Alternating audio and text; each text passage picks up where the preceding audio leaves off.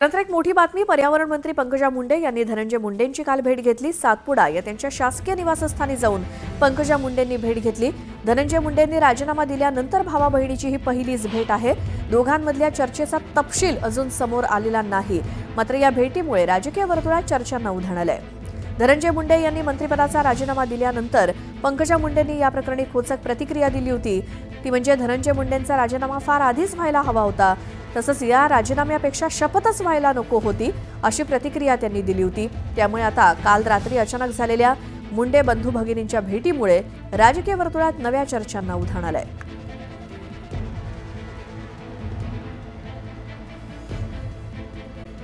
या बुलेटिनच्या सुरुवातीला एक मोठी बातमी बघूयात। वाल्मिक कराडची राज्यभर असलेली कोट्यवधींची संपत्ती जप्त करण्यासाठी एसआयटी कडून हालचाली सुरू झाल्या आहेत। राज्य आणि राज्याच्या बाहेर वाल्मिक कराडची संपत्ती असल्याचं समोर आलंय।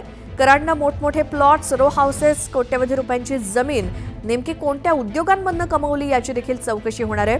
कराडची संपत्ती जप्त करण्यासाठी एसआयटीनं आता बीडच्या न्यायालयात अर्ज देखील केल्याची चर्चा आहे, मात्र याला अधिकृत दुजोरा मिळालेला नाही।